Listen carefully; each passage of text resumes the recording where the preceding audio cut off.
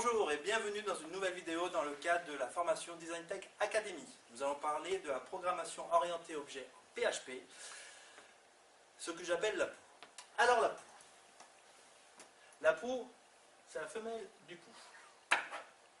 La différence est que la poux, ça peut piquer. Lorsqu'on crée un site en tant que débutant, le code est assez basique.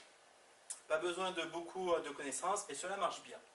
Cependant, on peut utiliser des outils qui vont permettre de coder de façon plus avancée, qui seront plus solides et plus flexibles.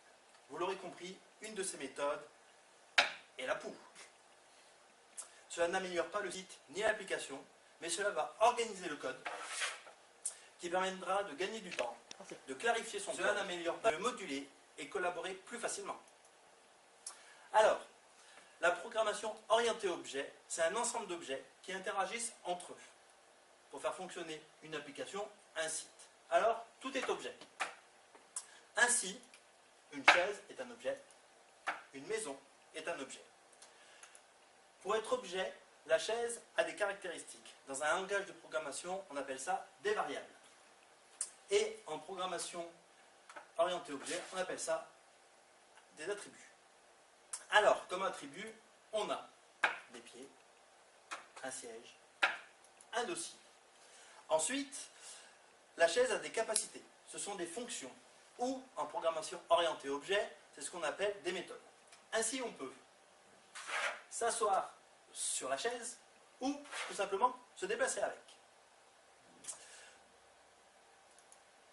Pour la maison, c'est la même chose. Donc, pour définir un objet, nous avons des attributs, des méthodes. Ces informations sont contenues dans ce qu'on appelle une classe.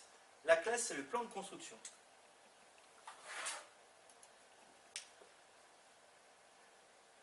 À partir de la classe, donc le plan de construction, on va pouvoir créer nos objets. Un objet est l'instance d'une classe, une application concrète de la classe. Vous avez bien compris? Alors, ça pique, ça gratte? Je ne pense pas. Maintenant, appliquons-nous à voir la syntaxe, qui sera décomplexifiée par le père Fouras, à qui je laisse la parole. Bien, je remercie Passepartout. Maintenant, pour la syntaxe, on commence par ouvrir une balise PHP. On crée la classe, on lui donne le nom de maison. Par convention, le nom de la classe est toujours en majuscule pour la première lettre. Ensuite, on crée nos attributs. Et pour finir, on crée nos méthodes. Fonction ouvrir, fonction allumer. On peut par exemple y insérer un écho. Récapitulons. En programmation, orientée objet, on crée la classe, on la nomme, ensuite vient les attributs, et on finit par les méthodes. Maintenant, on va parler de la visibilité. La visibilité va permettre de contrôler les attributs et les méthodes. La plupart du temps, un attribut est private, c'est-à-dire qu'on ne peut le modifier qu'à l'intérieur de la classe. Une méthode, par contre, est publique. On doit pouvoir l'appeler à l'extérieur de la classe, comme à l'intérieur. On a défini notre objet, on va pouvoir en créer un. Pour ce faire, à l'extérieur de la classe, voilà, on crée un objet de la façon suivante. Pour le nommer, on utilise $, le nom de l'objet, que l'on choisit arbitrairement, et le mot-clé new et le nom de la classe qu'on utilise. Pour qu'un objet utilise une méthode, on va utiliser l'opérateur flèche. Donc on peut lire de la manière suivante: j'appelle la méthode ouvrir de l'objet maison vue. Parlons maintenant du constructeur. Les objets d'une classe possèdent les mêmes attributs et méthodes, mais peuvent ne pas avoir les mêmes valeurs. Je rappelle que les attributs sont private. Il ne peut donc y avoir, on ne peut donc y toucher en dehors des classes. Dans le constructeur, on va passer les attributs, les paramètres qui permettront de changer les valeurs des attributs en fonction de l'objet. Voyons ça. Je crée ma fonction avec le constructeur qui contient 4 paramètres, toit, mur, porte et fenêtre. Ensuite, on met $10, 10 correspondant à notre objet, puis on utilise l'opérateur flèche et on appelle l'attribut. Vous pouvez constater que l'attribut est appelé sans le dollar puisqu'il se trouve avant. Cela lui donne l'attribut de mon objet vaut $1, par exemple pour nous. Ainsi, en créant mon objet, je vais indiquer les paramètres que je donne à mon objet. L'objet maison possède un toit, 4 murs, une porte et 4 fenêtres. Voilà en ce qui concerne les bases de la programmation orientée objet. Pour récapituler, je crée des objets, comme ici des objets maison.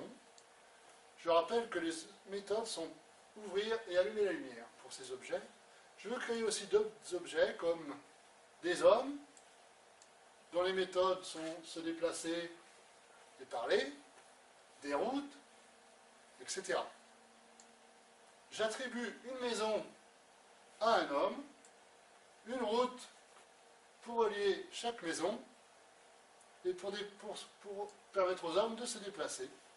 Mon homme à droite ouvre la porte, allume la lumière, les autres hommes voient la lumière et se déplacent pour parler à mon homme de droite. Ainsi, avec des objets qui interagissent ensemble, c'est notre programme qui fonctionne. On peut intituler ce programme « Les signes ». Concrètement, on va pouvoir voir le résultat qui nous a été donné, réaliser un mini FinSpeaks en programmation orientée objet en PHP. Allons jeter un coup d'œil. Par contre, la bouche sera prise par Juju. Nous avons appliqué la programmation orientée objet en réalisant une copie de ThingSpeak. Cela nous permet d'afficher les données provenant d'un capteur de température et d'humidité via un node MCU. Ces données sont stockées sur un serveur au format CSV. Nous avons donc créé une classe fichier pour lire et écrire des données. Nous avons créé une classe données pour manipuler ces données et afficher donc des calculs. Nous avons créé une classe tableau qui nous permet d'afficher des données sous forme de tableau et une classe graphique qui nous permet d'afficher des graphiques avec une librairie GD. Donc, on a aussi la possibilité de filtrer les données du tableau avec les X dernières données qui sont présentes sur le fichier. Voilà. On a aussi un petit menu en haut à droite qui nous permet de naviguer dans les différentes pages de l'application.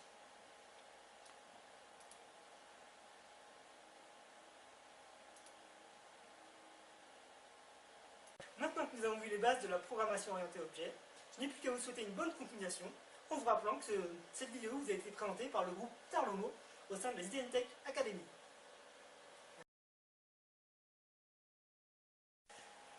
C'est parti. Je n'ai plus qu'à vous souhaiter une bonne continuation. Mon homme à droite. Où est mon homme à droite?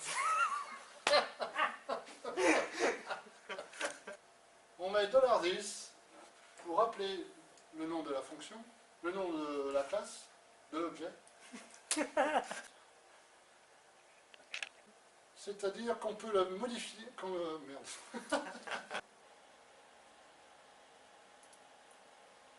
Merde, ça revient pas au milieu. Mon homme à droite.